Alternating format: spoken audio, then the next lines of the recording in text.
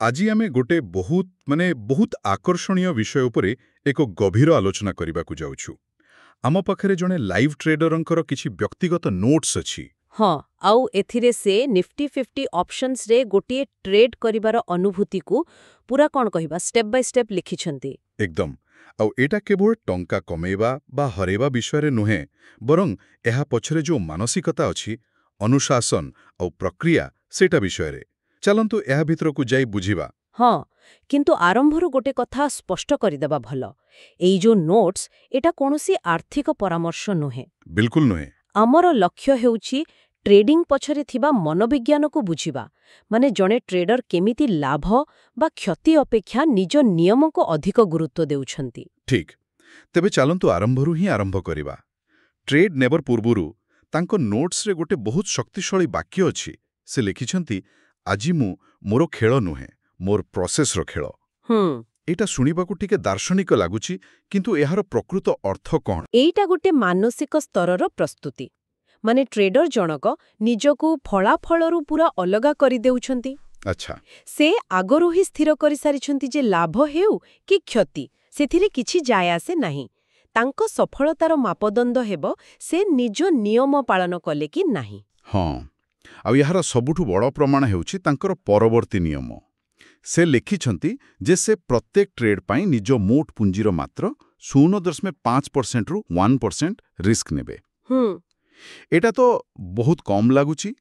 अनेक लोक तो गोटे ट्रेड रे बड़ लाभ पाई 10% किंबा 20% भी रिस्क नहीं जानती। एइठी ही तो प्रकृत पार्थक्य जणे पेशादार आउ जणे सौखीन ट्रेडर भितरे। एहाकू कहंती कैपिटल प्रिजर्वेशन माने पुंजी संरक्षण। ओके एमिति भाबंतु जणे क्रिकेटर पिच को जिबा आगरू हेलमेट पिंधे पैड पिंधे काहेकि निजको सुरक्षित रखिबा पाई। छोटो छोटो रिस्क नेले किछि ट्रेड भूल हेले भी से बजारू बाहरी जिबे नाही। बुझली माने एटा गोटे दीर्घमियादी खेल राताराती धनी हेबार योजना नुहे। बिल्कुल तेबे एही मानसिक प्रस्तुति तो बहुत दृढ़ लागुचे किंतु प्रकृत परीक्षा तो सेतेबेला हुए जेतेबेले टंका लागि थाए तो से प्रकृति केमती ट्रेड करे।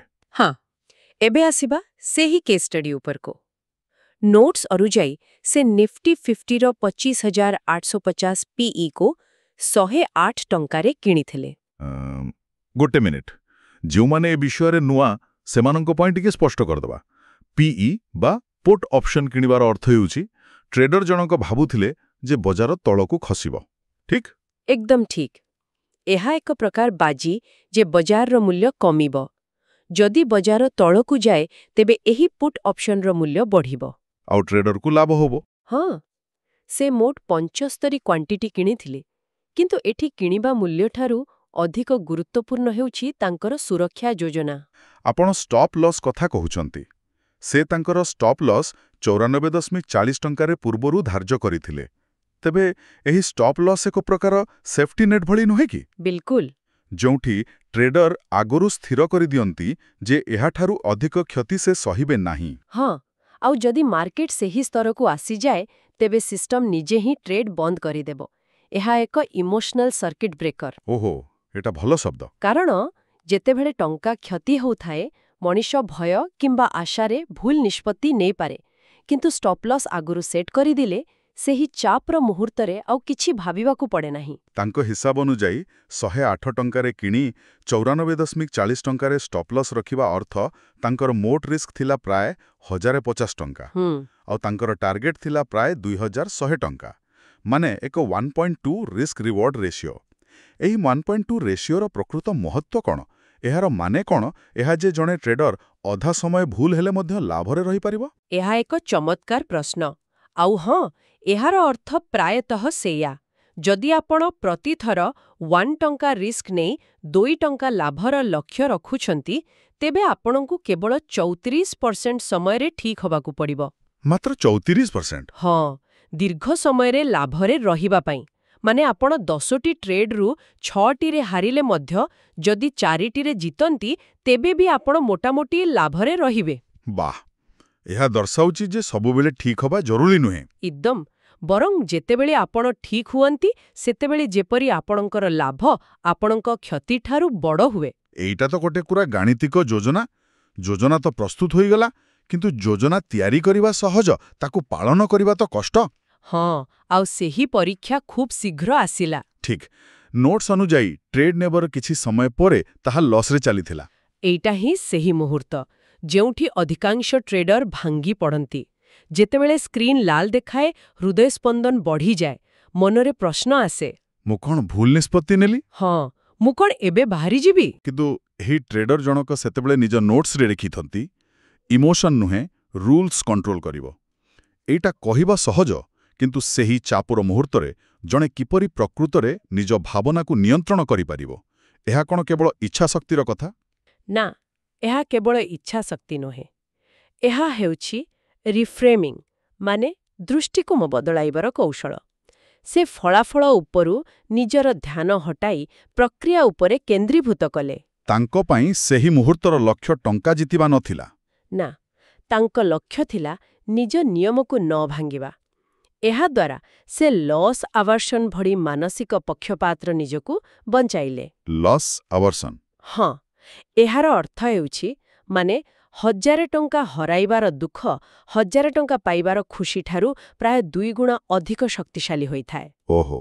ଆଉ ଏହି ଭୟ ଯୋଗୁଁ ହିଁ ଲୋକମାନେ ଛୋଟ କ୍ଷତିରେ ବାହାରି ନ ଯାଇ ତାକୁ ଏକ ବଡ଼ କ୍ଷତିରେ ପରିଣତ କରିଦିଅନ୍ତି। ବୁଝିଲି। ତେବେ ସେ ନିଜକୁ ନିଜର ଲାଭ କ୍ଷତି ହିସାବରେ ନୁହେଁ, ବରଂ ନିଜର ଅନୁଶାସନ ଉପରେ ମାପୁଥିଲେ। ସେ ଲେଖିଛନ୍ତି, ଫିୟର ଓ ଓଭରଥିଙ୍କିଂର କାମ ନାହିଁ, ମୁଁ କେବଳ ଦେଖୁଛି ପ୍ରୋସେସ୍, ରିଜଲ୍ଟ କେମିତି ଆସୁଛି। ଏହା ଏକ ଶକ୍ତିଶାଳୀ ମନୋଭାବ। ହଁ, ସେ ନିଜ ଟ୍ରେଡ୍କୁ ଦେଖୁନାହାନ୍ତି, ସେ ନିଜ ପ୍ରକ୍ରିୟାକୁ ପରୀକ୍ଷା କରୁଛନ୍ତି। ଏବଂ ତାହାପରେ କିଛି ସମୟ ଅପେକ୍ଷା କରିବା ପରେ ଫଳାଫଳ ଆସିଲା, ଟାର୍ଗେଟ ହିଟ୍ ହେଲା। ଏହା ତ ଖୁସିର କଥା, କିନ୍ତୁ ଏଠି କଥାଟା ଆହୁରି ମଜାଦାର ହେଇଯାଉଛି। ଲାଭ କରିବା ପରେ ଯେତେବେଳେ ଜଣେ ସାଧାରଣ ଟ୍ରେଡରର ଆତ୍ମବିଶ୍ୱାସ ଆକାଶରେ ଥାଏ, ହଁ, ସେତେବେଳେ ଏହି ଟ୍ରେଡର ଜଣକ କ'ଣ କଲେ? ସେ ସିଷ୍ଟମ ବନ୍ଦ କରିଦେଲେ। ସେ ଆଉ ଟ୍ରେଡ୍ ନ କରିବାକୁ ନିଷ୍ପତ୍ତି ନେଲେ। ଏହା ଟିକେ ଅଜବ ଲାଗୁନି? ଜିତିବା ପରେ କି ଅଟକିଯାଏ?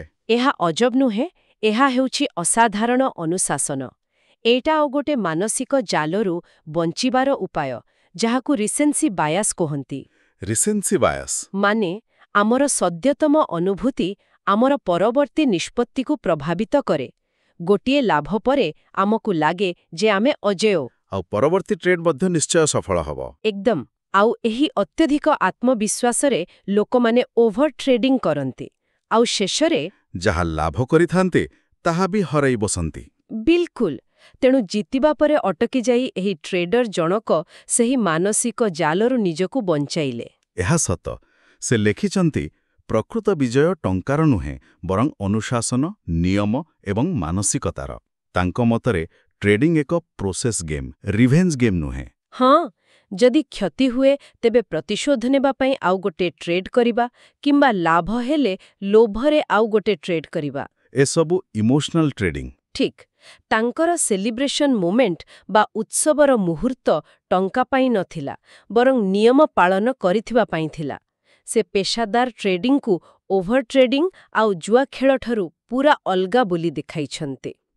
କେତେବେଳେ ବଜାରରେ ପ୍ରବେଶ କରିବାକୁ ହବ ତାହା ଜାଣିବା ଯେତିକି ଜରୁରୀ, କେତେବେଳେ ବଜାରରୁ ବାହାରି ଯିବାକୁ ହବ ତାହା ଜାଣିବା ମଧ୍ୟ ସେତିକି ବଡ଼ କଳା। ହଁ, ସେଇଟା ବି। ତେବେ ଏହି ସମଗ୍ର ଅନୁଭୂତିରୁ କ'ଣ ବୁଝାପଡ଼ିଲା? ମୋତେ ଲାଗୁଛି ଏହି ନୋଟ୍ସ ଆମକୁ ଦେଖାଉଛି ଯେ ଜଣେ ଅନୁଶାସିତ ଟ୍ରେଡରଙ୍କ ପାଇଁ ପ୍ରକ୍ରିୟା ହିଁ ପ୍ରକୃତ ପୁରସ୍କାର। ଆଉ ଲାଭ କେବଳ ଏହାର ଏକ ଉପଉତ୍ପାଦ। ଏକଦମ। ଟଙ୍କା ଆସିପାରେ, ଯାଇପାରେ, କିନ୍ତୁ ଯଦି ପ୍ରକ୍ରିୟା ଠିକ୍ ଅଛି, ତେବେ ଦୀର୍ଘ ସମୟ ସଫଳତାର ସମ୍ଭାବନା ବଢ଼ିଯାଏ। ଶେଷରେ ସେହି ଶକ୍ତିଶାଳୀ ବାକ୍ୟଟି ମନେ ପକାଇବା, ମାର୍କେଟକୁ ପାଚୁ ଯିବା ନୁହେଁ, ମାର୍କେଟକୁ ଦେଖାଇବା ମୁଁ ଏକ ଡିସିପ୍ଲିନ୍ ଟ୍ରେଡର। ଆଉ ଏହି ଆଲୋଚନା ଶେଷରେ ଗୋଟେ ବଡ଼ ପ୍ରଶ୍ନ ଛାଡ଼ିଯାଉଛି। କହନ୍ତୁ।